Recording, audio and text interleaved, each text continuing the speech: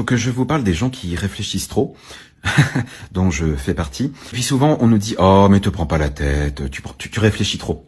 Sauf que mon cerveau n'est pas une huître qui est en train de prendre un bain de vapeur aux huiles essentielles dans un hôtel de luxe à Bali. Non, pas du tout.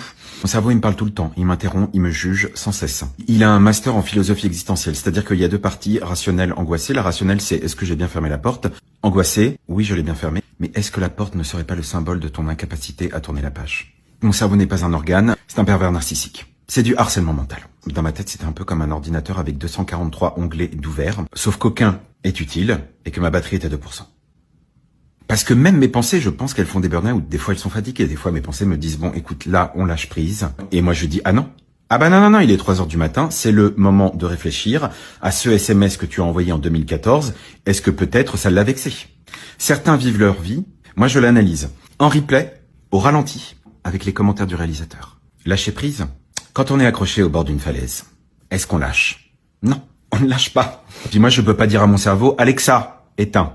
Non, ça c'est pas possible. J'arrête là parce que je vais commencer à trop réfléchir si cette vidéo est bien et ça risque de durer 3 heures. À la semaine prochaine. Faut que je vous parle des gens qui réfléchissent trop, dont je fais partie. Puis souvent, on nous dit « Oh, mais te prends pas la tête, tu réfléchis trop ».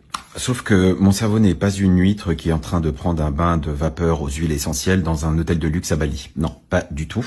Mon cerveau, il me parle tout le temps, il m'interrompt, il me juge sans cesse. Il a un master en philosophie existentielle, c'est-à-dire qu'il y a deux parties, rationnelle, angoissée. La rationnelle, c'est « Est-ce que j'ai bien fermé la porte ?»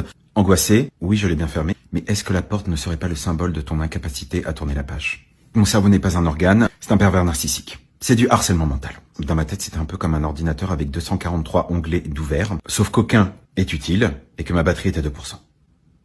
Parce que même mes pensées, je pense qu'elles font des burn-out. Des fois, elles sont fatiguées. Des fois, mes pensées me disent « Bon, écoute, là, on lâche prise. » Et moi, je dis « Ah non.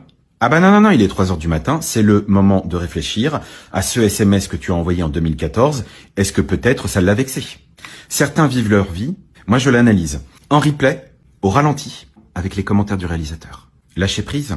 Quand on est accroché au bord d'une falaise, est-ce qu'on lâche? Non, on ne lâche pas. Puis moi, je peux pas dire à mon cerveau « Alexa, éteins ». Non, ça c'est pas possible. J'arrête là parce que je vais commencer à trop réfléchir si cette vidéo est bien et ça risque de durer 3 heures. À la semaine prochaine.